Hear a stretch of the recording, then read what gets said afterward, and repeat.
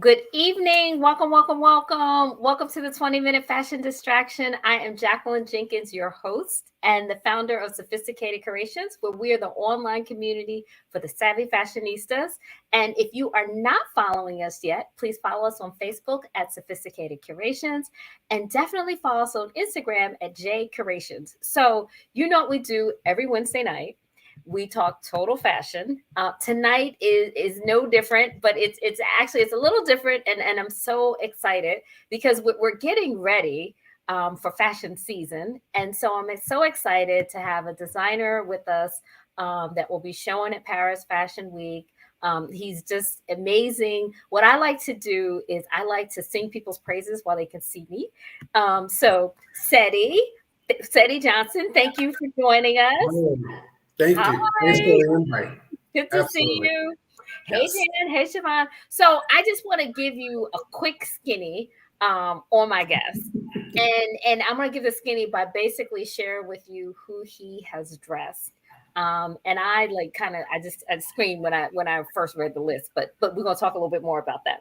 So Mr. Johnson has dressed Vivica Fox, Anita Baker, Aretha Franklin, Phoebe Winan, Shirley Jones from the Jones Girls, Samuel Jackson, the Clark sisters, Kim Burrell, Dwale, Lexi, Anna Marie Horsfield, Lanimar Rucker, and then, of course, and we're going to talk about this. We're doing a little segment where I put these clips on my website called the After Party. We're going to talk about this afterwards.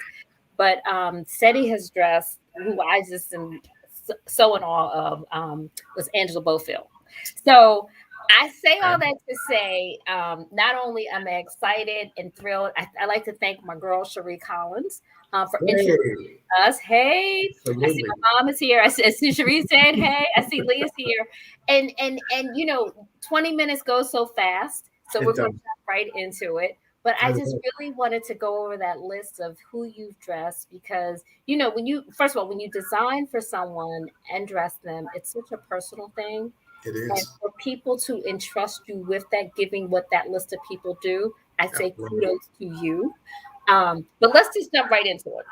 All right. So, how did you get into design? How did I get into design? Yes.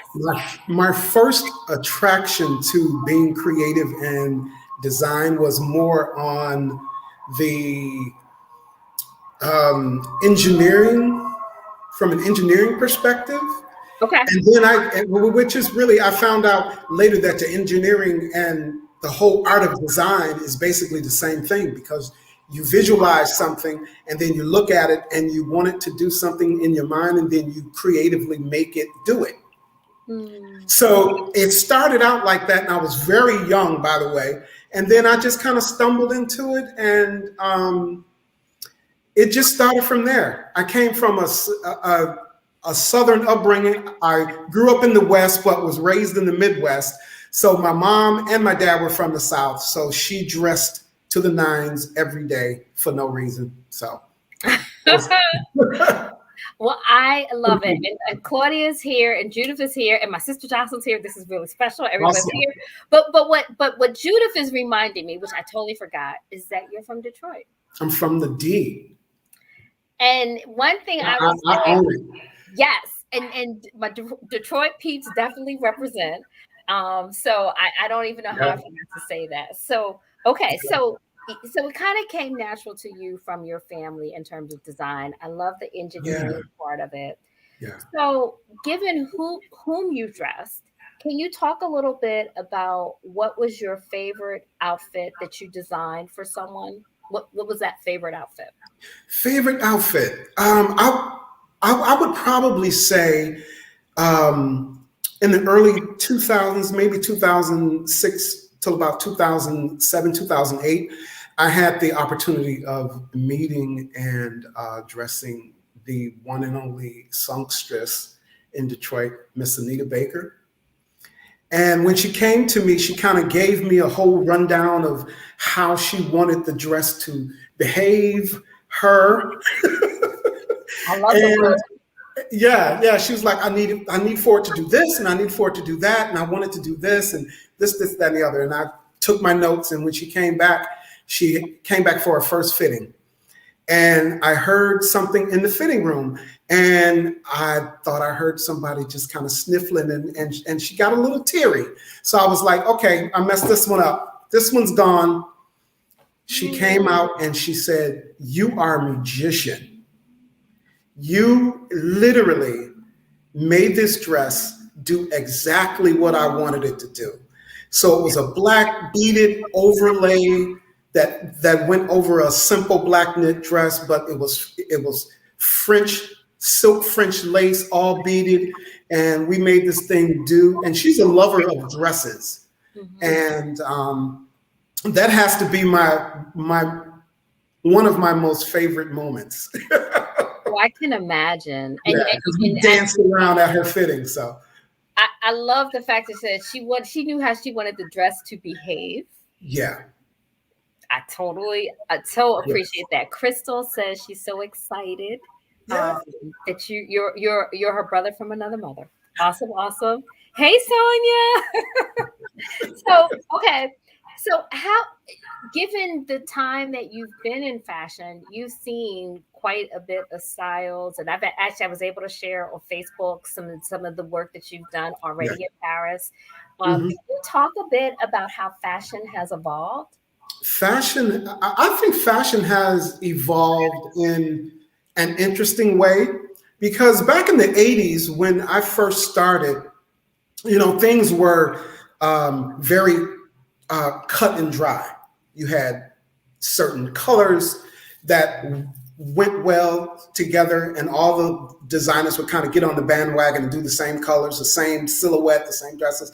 I think it has evolved from a perspective of designers are really, we just do what we feel, and that's what makes it wonderful. And then it from a marketing perspective, designers went from putting together outfits, if you will, and started doing things separate in the mid 90s. And that's because women were more into workforce, they were more savvy about what they were spending their money on.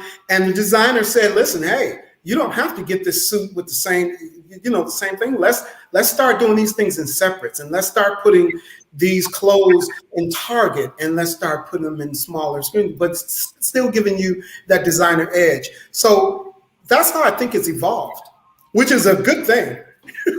No, I love that. And you can show your uniqueness. Okay, so we're going to go off script for a minute. And Howard says he sees you, Cedi. Can you, before we came on camera, you did a quick demo of that amazing piece that you have behind us. Can you just demo that a little bit? Yes. Absolutely. Yes. Okay, so I'm going to stand up, but I'm not going anywhere. Yep. This was not part of what we were going to do, but when I saw that back there, let it go.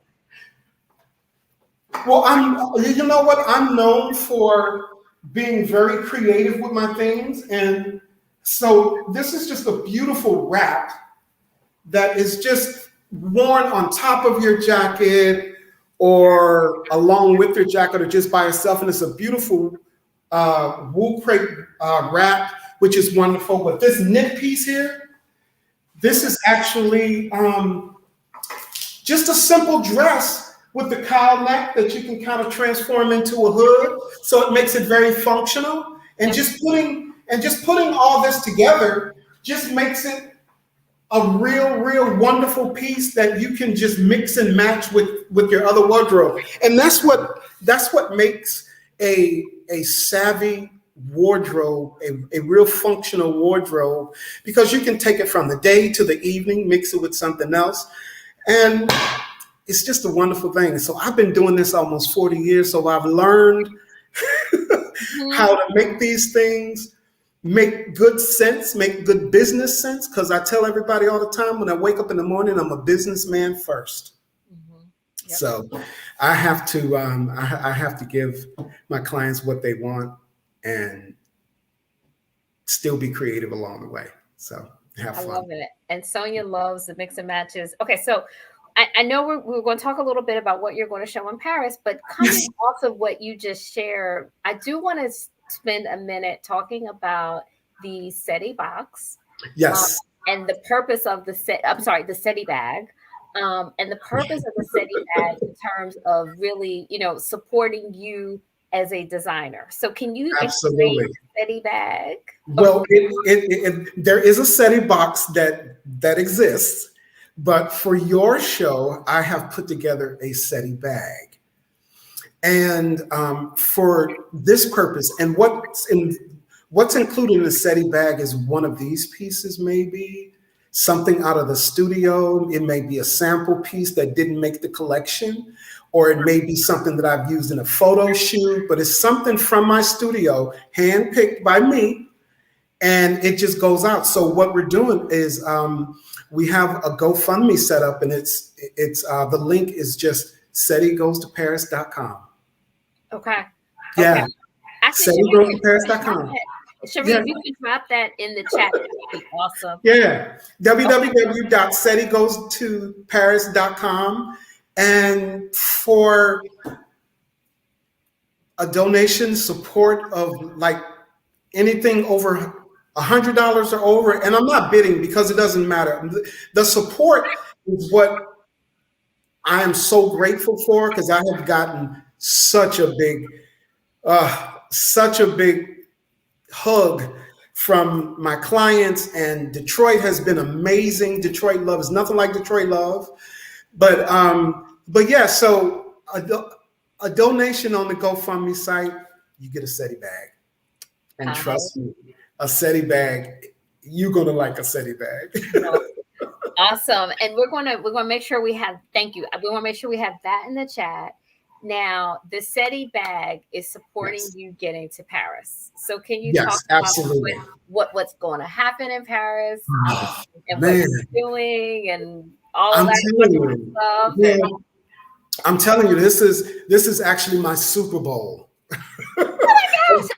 This is my Super Bowl. This is my own personal Super Bowl. I have been on the team for so long, and I finally get to go to the Super Bowl and get my ring. That is really, really how I feel. I tell people all the time, this is literally my oxygen. If I woke up and couldn't do this, I wouldn't last too long here. So yeah, my lifelong dream has always been to just visit Paris, really. And then I got the opportunity 2 years ago, almost to the day, to visit Paris during Fashion Week for the first time. And I was there more from a spectator's view. And I got the attention of some really serious people that were putting these shows together. And they got in touch with me back in July and said, look, we've been following you since you've been in Paris, and I think everything is opened back up. And we would love to give you an invitation to show your collection if you're interested. I said, let me think, yes. So I was invited. They were looking around the whole entire globe for international designers from Senegal, designers from Africa, designers from Morocco, just all of these wonderful places, Paris and London. And when I got the call, they found out that I spent, I'm from Detroit. So they were like, a Detroit designer. So it was almost like their eyes lit up and they were like, okay, we want to see what you guys do. But yeah, Paris Fashion Week it's the home of couture. And when I first started, I had no idea what design was, what I was. This thing just came natural. And somebody tapped me on the shoulder one day and said, kid, you're a designer. People can't just do this. And I was like, okay, all right. So I studied, and it's just a part of my DNA to research the highest level of anything that I'm interested in. And it's the world of couture, haute couture. So that's what I studied, and that's what I looked at, and that's what I wanted to do. I've always wanted to go to Paris since I was the age 8. And I'm showing my collection in Paris. This is huge for me. This is big. You're not just going, you're showing. I'm showing. Cedi goes to Paris. Cedi goes to Paris. Oh my gosh, that's such a amazing story.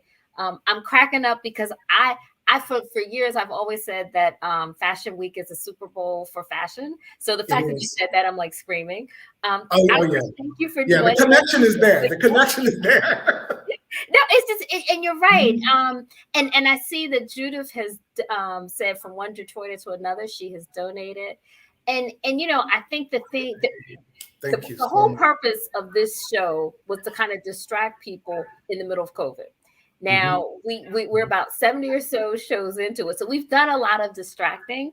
But Yeah. I think the other thing that is really amazing, it's been a great opportunity to really feature people like yourself, Wow. that are doing what they want, in fashion, making it happen, Yeah.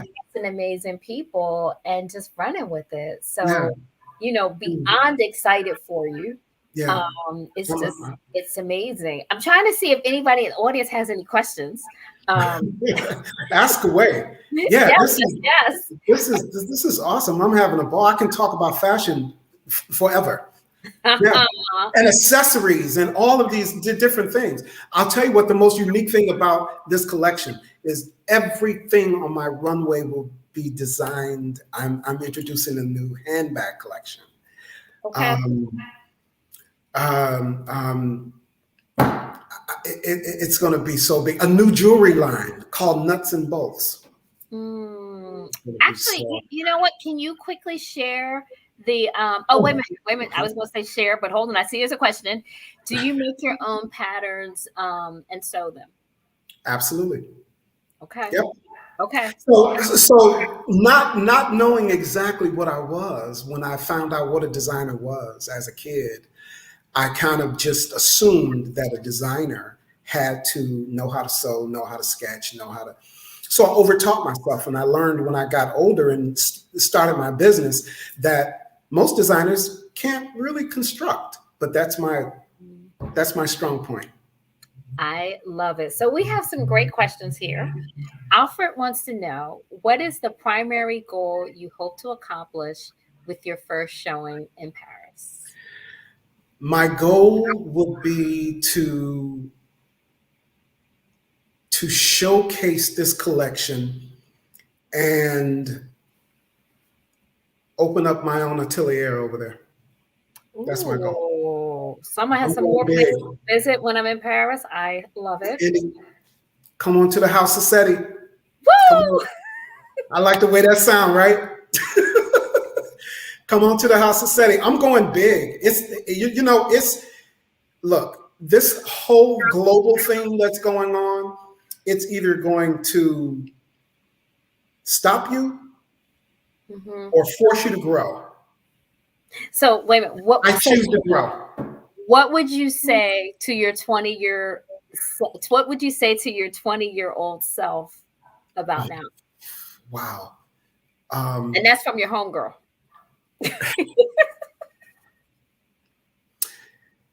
keep going, keep going. Whatever blocks your way, sidestep it or move it. Mm, Never stop. Never stop. Keep dreaming. Always dream. Dream, dream, dream, dream, dream. I love it. And so in terms of anything in particular, as we're entering into, well, it's still the winter season, but as we're trying to be out and about and cute in Mhm. our COVID looks, anything particularly that we should be thinking about wearing?